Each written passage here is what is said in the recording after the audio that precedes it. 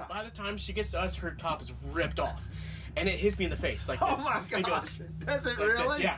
No I'm way. Ah! I'm like mortified. 10. Yeah, 10 years old. Stick it on your chest, raw on your face. So there's a big gap. Yeah. And I'm standing so here's the big gap, and then the next guy who's in front of me is probably about 5 feet away. Right. He's 5 feet. So she's coming, and all of a sudden, she just whoop, there she goes. She falls. Those 2000s cloggers, like those huge sandals that are like mini Kiss sandals. Okay, yeah, right. They come flying off. Hits my sister's boyfriend in the back of the head, almost knocks him out. Her top hits me in the face. She lands on the ground. She does a scorpion tail. Yeah. She was like, her legs go, whoop, and she goes, ugh. She hit the, thank God it was grass. Yeah. But I'm so her top hit me in the face. I'm looking down to help her out because I feel bad for the girl at 10 years old. So she's topless. Yeah. So I go to pick her top up and I'm like, here you go. And that's it. So I haven't done a podcast in, holy crap, probably at least a year and a half. Dude, and can you believe that we're actually doing a podcast in a trailer park? I've never done a podcast in my life, but in a trailer park. Right. Yeah.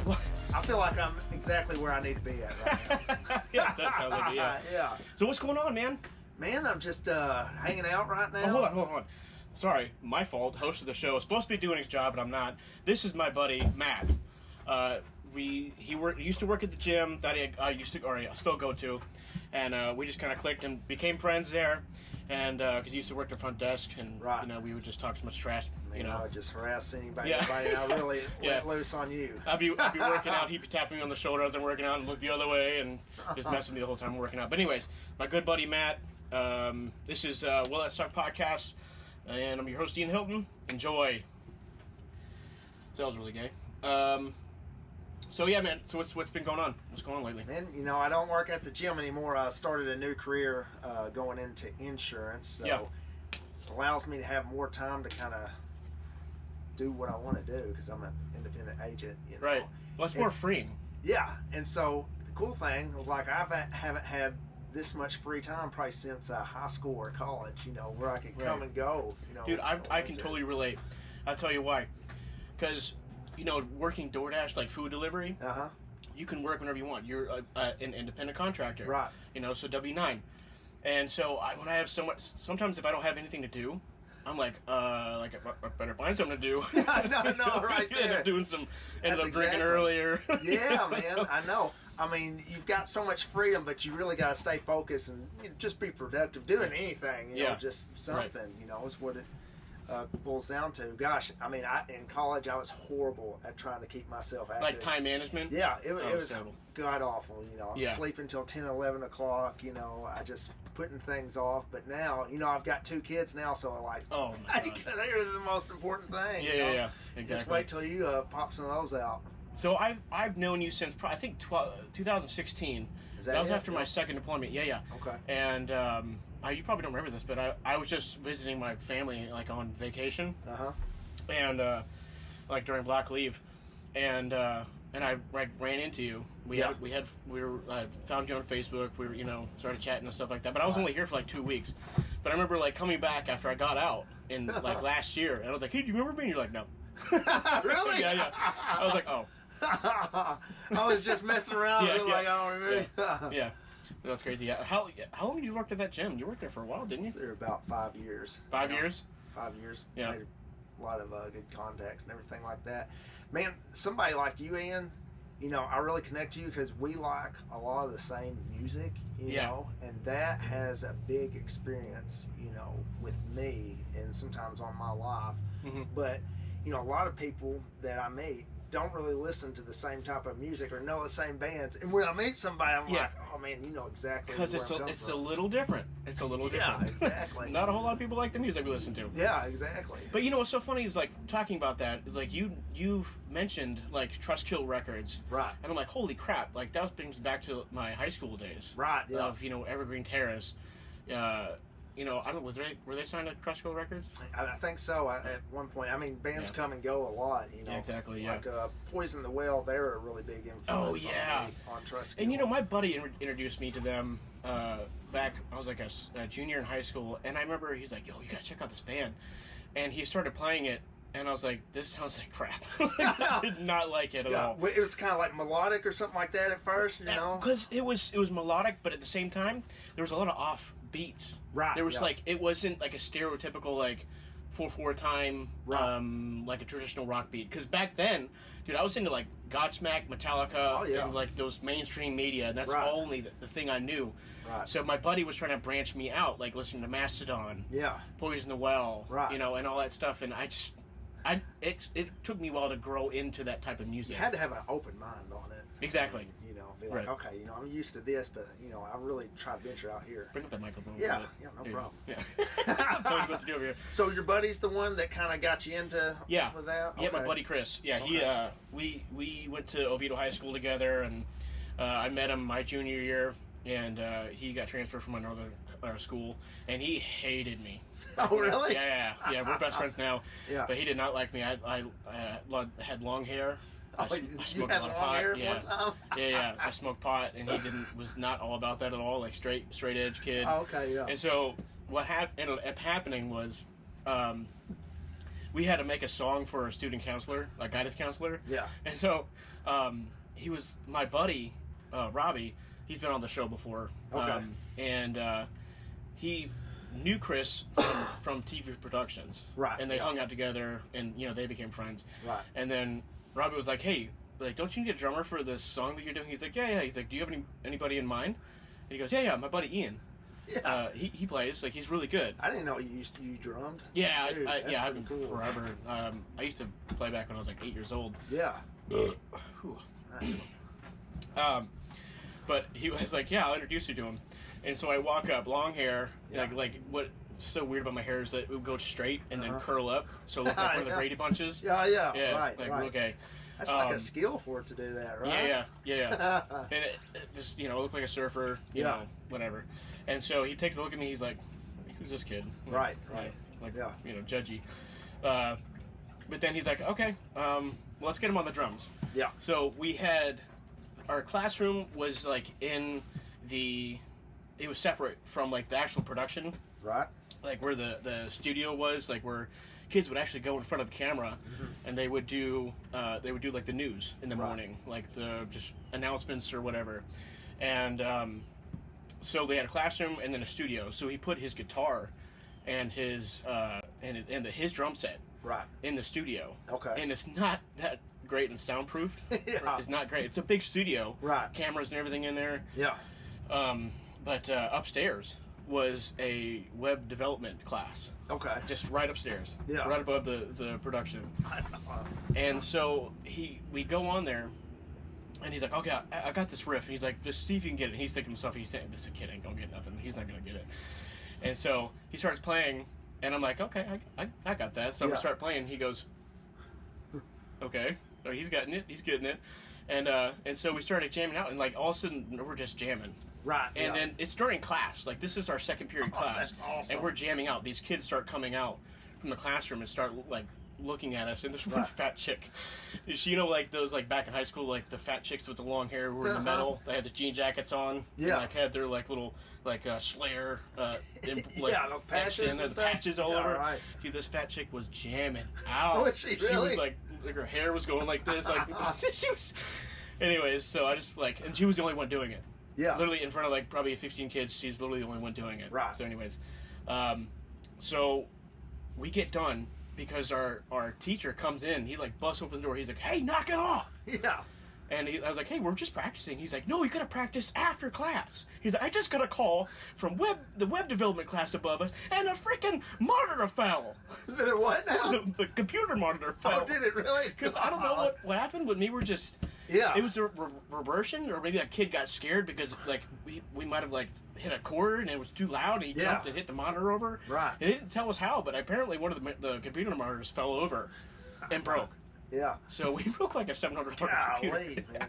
Man, I've never been a musician. I always thought it'd be cool to play the drums or instruments. So Yeah. I was always been curious, like how a band comes together Yeah. and forms a song. So basically, it's just like somebody starts playing a certain riff, and you can just go by that. Yeah, because I took drum classes for like 5 years, Right. a long time, and I can't retain anything that I've done. Yeah. I don't retain anything. Right. I can't remember any of the notes. Like, it did help me in high school when I was learning. I was in band my freshman year, Right. so it did help me with like reading music because he would sit down and like, hey, this is what you need to play, so I didn't look like a fool in the field, Right. because I was in the pit. I was in the drum set in the pit, which Yeah. was fun. But I took classes for 5 years, and I can't retain anything. I don't remember nothing, and so what I do is I play by ear. I got you. And so once I hear like a riff that I can connect with, Right. I'm jamming out. Yeah. That's it. It's all over. And like, I guess if y'all finish the song, I mean, how do you remember exactly what you played or everything like that? I mean, it's just crazy. Like, you just know that feeling, and you can just kind of go with it. Like, okay, during this part of this breakdown, I go here. And after that, like, I go to this. It's sort of like muscle memory. Okay. Because when something with a note strikes me, Right. like I like it, it sticks with me. Yeah. And I remember how I did each fill. It's so crazy how the mind works, man, especially with my mind with music. I remember the fill I did, I remember the tempo, I remember what verse and chorus goes after each other, Right, and then the breakdown, and then the ending. Yeah. It's like muscle memory to me. Gotcha. That's crazy because some bands like Between the Buried and Me, Mm-hmm. Yep. and like oh man, the Dillinger Escape Panel, like their first albums, they're just everywhere. I think they might call it like math metal or something like that, where it's just like it's a lot of stuff over here, and then they go to this way, and then they go it's over called here. what now? Some people, I think they were calling it like math metal. Math? Oh, math metal. Yeah, math metal. Oh, okay. I don't know. Because it's so why. technical. I guess so, but I'm like, man, how do they remember? That's the same thing. It's like you look at bands like Tool. Yeah. Like their newest song that just came out with, it's like I've seen All so over many the place. videos on YouTube that these singer instructors, the drum teachers, they sit down and they watch it and they're like, their mind is blown because Danny Carey is just making up some stuff. Well, not making up, but he's coming up with these stuff. Yeah. That you're like, how the hell is it even in tempo? And it's in tempo. Right. Yeah. It's crazy. Yeah. But it's like. But I love watching videos like that on YouTube. Yeah. But right, so you went to high school here in Well, I went to high school in a town called Wiener. Wiener? Yeah. Tons of jokes. I heard all the jokes. It's about 20 20 miles from Jonesboro. So, I guess, man, how I got started on music is, man, there's like a catalog where you could subscribe on a subscription, and they give you like... On a magazine? Magazine, yeah, Okay. yeah. So they give you like 10 or 20 CDs for like, I don't know, $10 or $15. Really? And every month you'd have to buy more. So it'd be like really cheap at first, and then as it just continually went on throughout the year, you'd have to pay a little more. But, from that magazine I would buy like all the metal and rock stuff. Do you remember what magazine that was? I tried to think of it this morning. I have no idea. But, I mean, all my friends were doing it. It's like, hey, man, order some CDs from this magazine. It'd be like $10 for your first 10 That's or 20 crazy. CDs. It must have been... Oh, I'm trying to remember. But, were there more underground bands than were like mainstream bands? Man, yeah, it was all mainstream bands. Yeah. So my problem was, like, I didn't know what all was out there. Is like your friend, it takes somebody like that to really introduce you to bands, and plus there wasn't social media back then. Exactly. So the question I have for like my buddy, how did you hear this? He said, well, I mean, from friends, but how did they notice this? Right. Like, did they? I ponder this, is if these friends, they go to these local bands before they're like signed by any record labels. They're like, oh, he's really good, so I'm gonna start following them. Right. Like before they're even big. Yeah. And then, that beer's making me really nasty. Sorry, man. And I just wonder if they just start following before they're even like famous. Man, they have to. But even the bands that are, getting pretty popular, I don't know anything about them. You know, just like I said, the band's off of Trust Kill Records. It takes somebody like my cousin is the one who introduced me to a lot of bands. He used to work here in town at a CD store called, I think it was Spun Doctors. Okay, so he would have all these used and new CDs coming out, you know, he would tell me about a band coming out before they even got the CDs, and man, you got to check out this band. Like, they're about to change up everything. Yeah. Like, I got a free copy right here. I'm gonna listen to. It's like, you won't believe this. I mean, this was just a generic rock band, but it was like Linkin Park's first CD, and like I got to listen to that before. Was it like a promo? Yeah. Yeah. And I started listening. I was like, oh my gosh, this is crazy. And now I went back to school. It's like, people have no idea what's about to hit. Right. Know? Yeah. So that was it, and he was involved with Road. You remember Roadrunner Records? I mean, they're still a record label. Yep. So he was part of the, I guess, the crew team or something like that, where they would send him. Like crew team, as in when they go on a concert, or just he would be a distributor, so they'd send him free stuff all the time, so he could hand out to people. So he got samples of new CDs coming out, stickers. I think it was called Roadrunner, like Road Crew, and so he would get like El Nino, and like El Nino. Like Dracula Logic. I mean, he would get samples of them, their CDs, before they came out, and let me listen to it. So that's how at first, you know, I got to.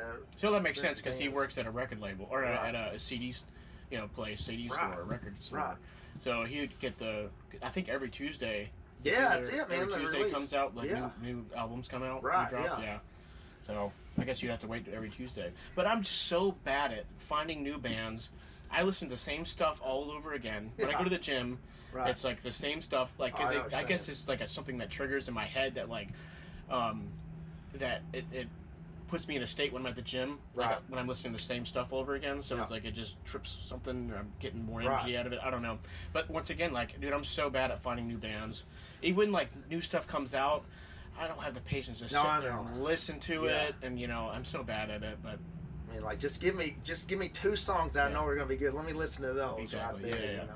And you know, you see on like iTunes, you see the star next to the song, and like, oh, that's the one they chose as the most popular one, or it is the most popular one.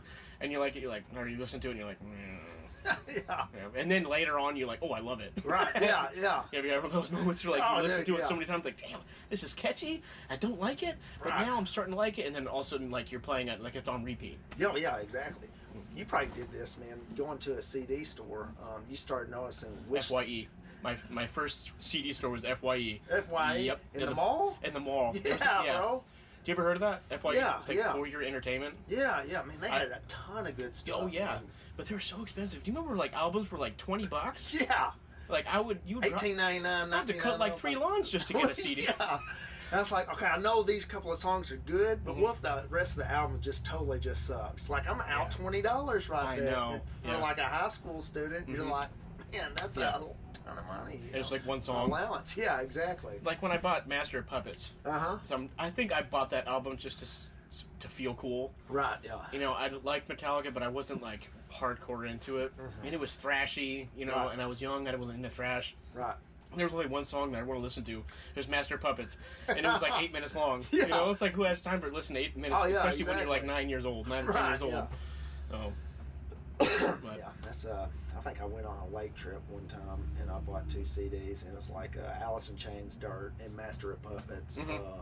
Alice in Chains' Dirt? Yeah, that's a good one. Those 2 albums, like, I listened to those nonstop while I was on that trip. I was like 12. I was like, oh my gosh, like, it's the best thing ever. Yeah.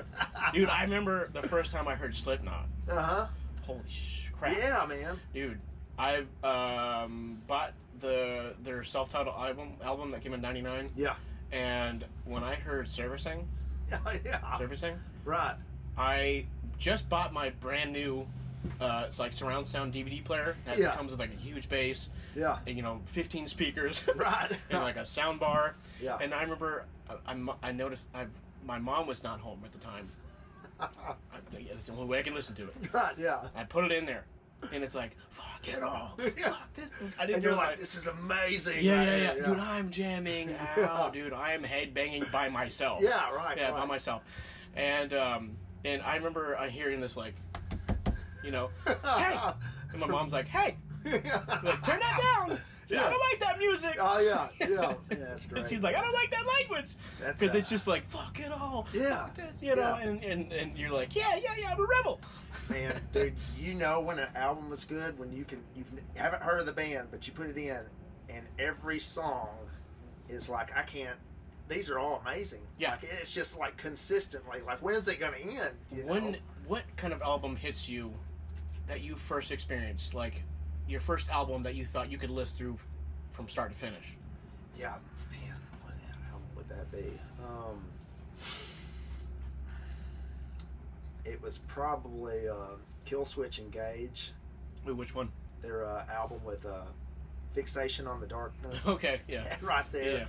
Yeah. That was an album where they really had the breakdowns going down. Yes. And like, I was like, this is something like new to me. Yeah. You know, with them playing the riffs and then going into a breakdown, playing the riffs, and all the way through, because I've never experienced it like that. It was like the best feeling in the world. Yeah. I was like, how do they do this? Yeah. Like, more people need to know about this. As a drummer, you say, how do you do this? Yeah. First time I got introduced to double bass. Yeah. And I'm like, how the hell does he do this? Yeah, man. You know, it's like, and you're like, I can do that with my hands, but I can't do that with my feet. Oh, yeah. Like, yeah. This was ridiculous. Yeah. I'll take my daughter's little drum set at my mom's house, and I'm trying to do some little stuff like that. I'm like, there ain't no way, man. Yeah, no. There ain't no way. And then she gets on it, she sounds better than I do. Yeah, She's 3. I'm like, what in the her world? drum set's like this big. Yeah. Yeah. Especially with the feet. So, I mean, there's videos out there of people doing the double bass. The band Despised Icon, their drummer. What is it? Despised Icon. If you ever get to see, like, I mean, he's jacked. I mean, I guess a lot of drummers that are doing the double bass and have you know, a lot of stuff going on, their biceps are massive. I guess they're keeping tense the entire time, especially their calf muscles. It's like, how is that comfortable? Yeah, exactly. You know? Like, I bet whenever they get a break in the song, they're like, "Oh, thank goodness!" Chugging a whole bottle of water. Yeah. Like, all right, let's get back to it. Yeah. You know? I mean, an entire concert, that's got to be rough. Oh my God, yeah. You notice that they're only ones that are sweating as the drummers. Yeah, they're using all 4 limbs. Right. Oh. That's you know, another thing. My first concert, you know, I went to... Oh yeah. I was gonna ask you that too. What was your? I got a funny story about my first concert, but I want to hear. Was this in Arkansas? This was in Arkansas, so I mean, I didn't see an actual hardcore concert, you know, until I went to college at Conway, and so a lot of good bands I saw were in Little Rock. Okay. At Vino's and Juanita's. You've probably been to Little Rock. Have you ever been to any of those just little hole in the wall bars? Never been there. No. It's about like any place like a hardcore metal show would be. Okay. at. Yeah. But I've been to some little hole in the walls like that in Orlando. Right. Like there's like Lake Mary that has like this Irish pub. Yeah. That, like, you know, you had like this old disgruntled old man smoking cigarettes, like trying to work the Oh, sound. yeah. Definitely. He's angry at everything. But yeah, I know what you're talking about. Yeah. So my first concert, I was into a lot of Christian metal bands. I'm trying to think what record label really had a bunch of those bands, but the lineup was the Agony Scene, Beloved Us, and Norma Jean. And Norma Jean, yep, was huge back in 03. It was like the first singer, I can't remember his name, but they went through like so many singers. Yeah, like the album was like Bless the Martyr and Kiss the Child, and like they had some really ridiculous breakdowns right there. You know, first concert I went to, the Agony Scene comes on, and they're jamming, and all of a sudden the lead guitar player, man, he looks into the crowd in the middle of the song, hawks a fucking loogie, you know.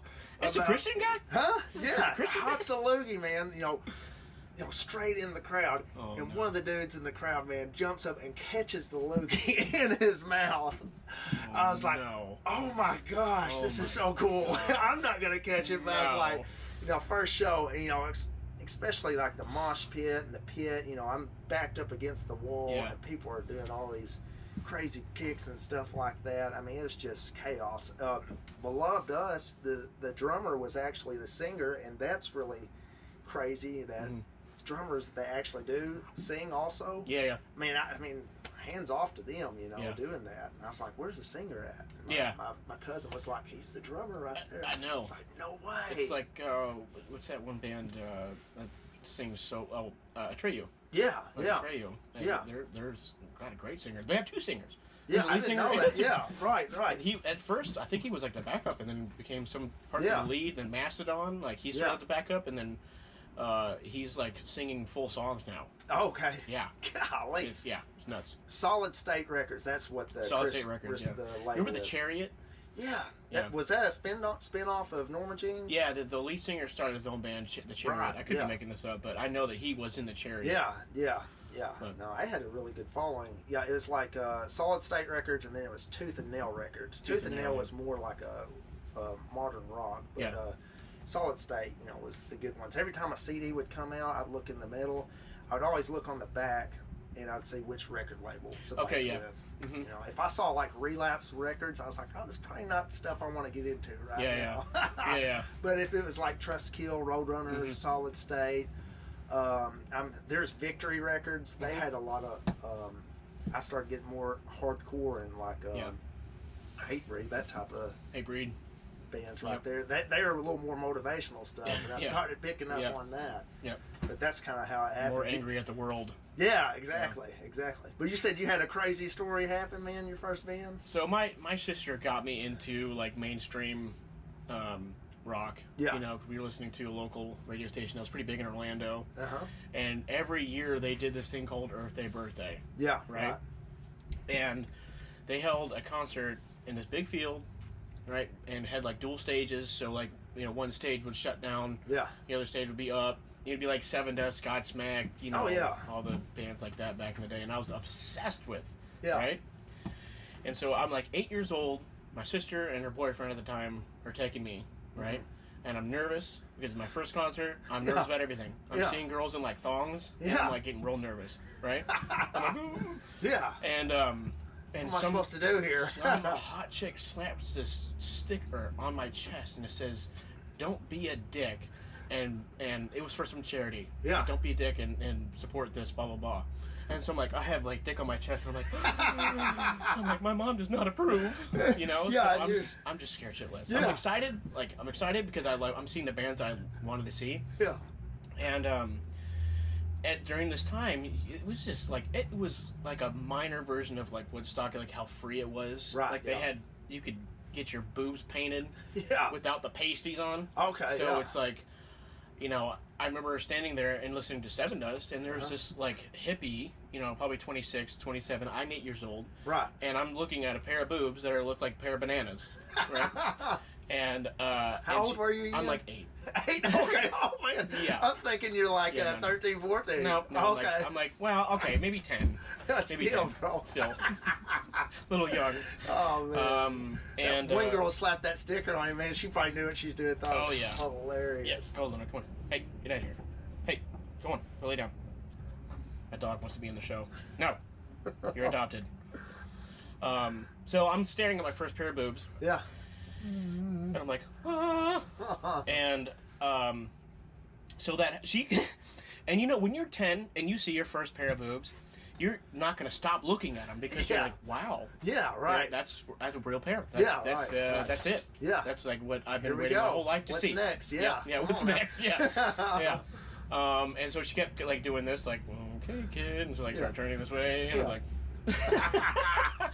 So anyways, but there was some like.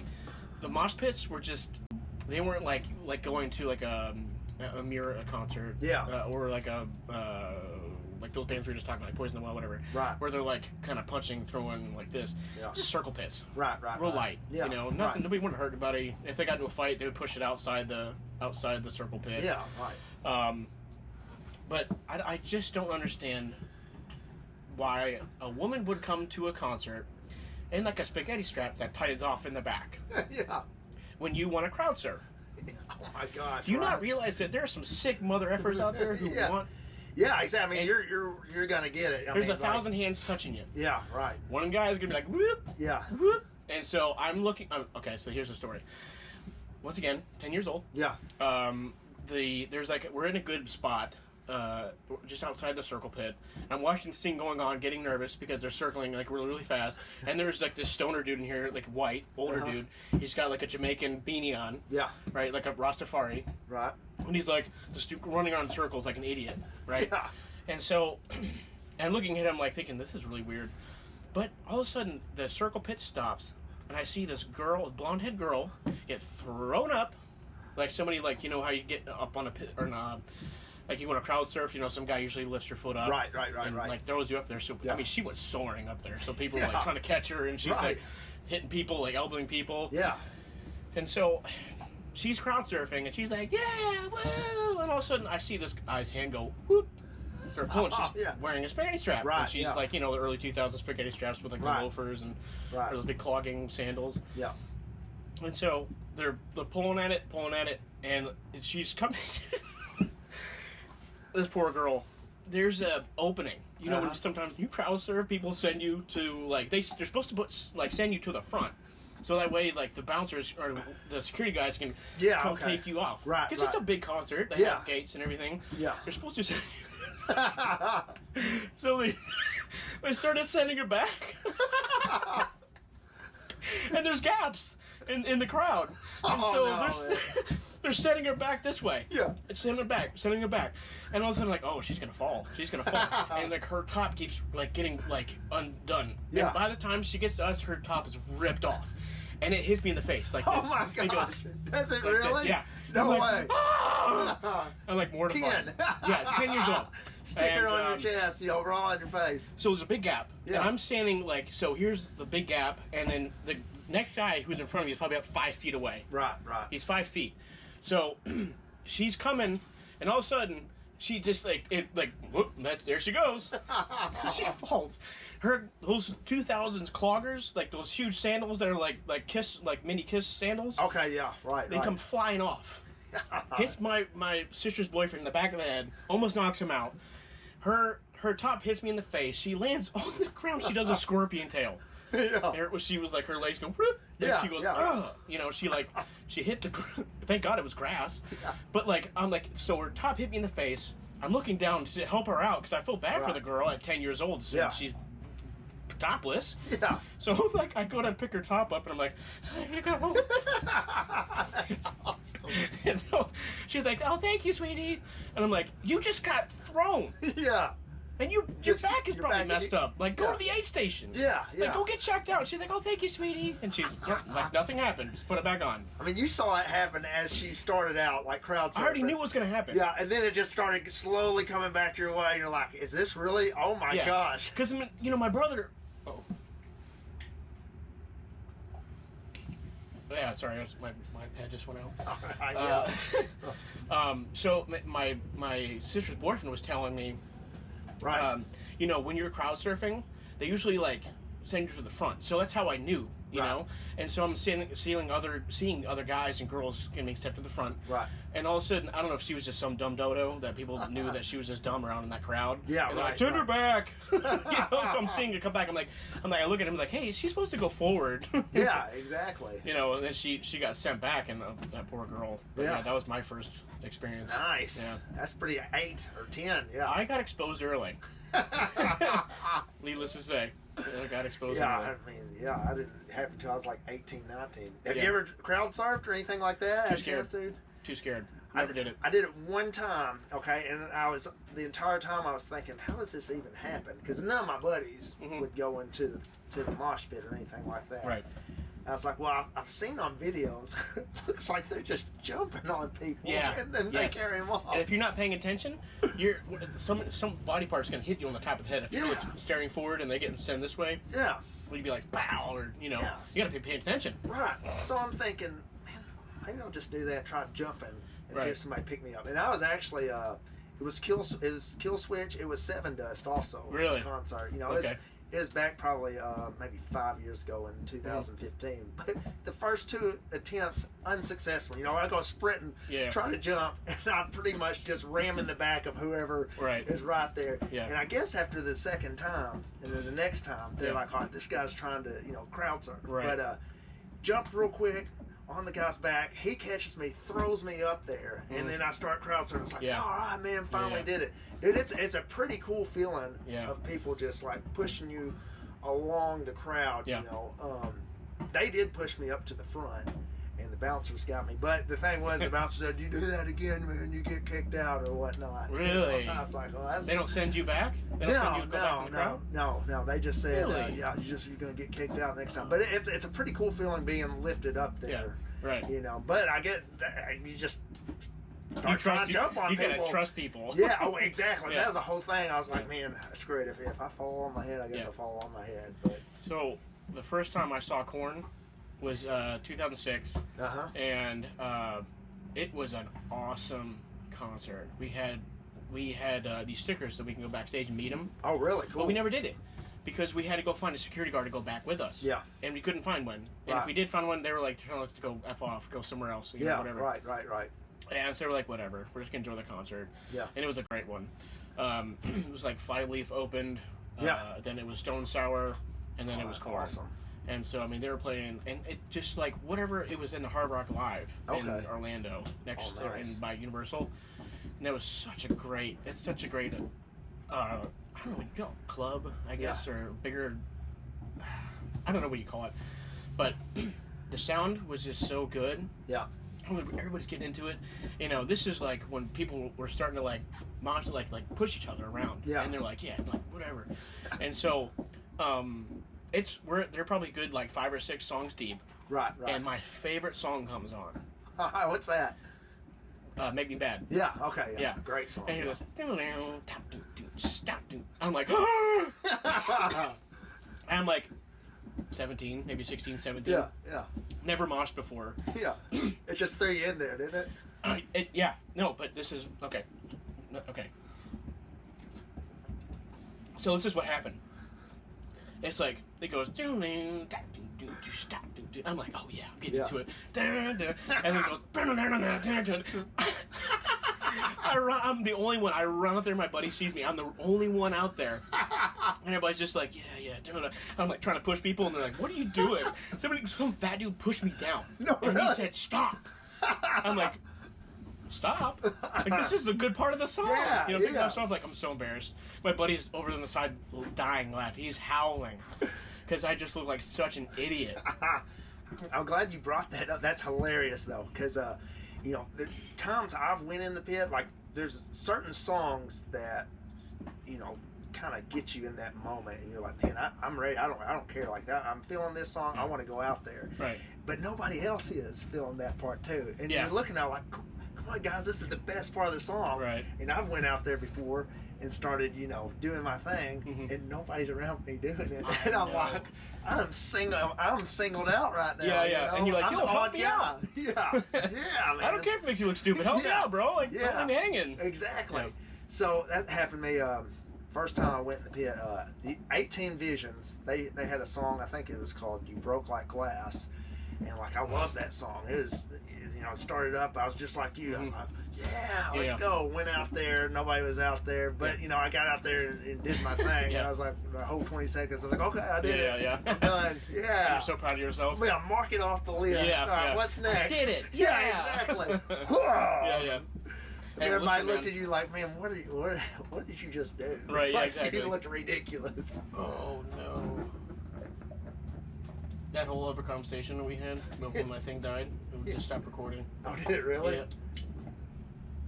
That's okay. That's all good. Hey, well, we're, damn.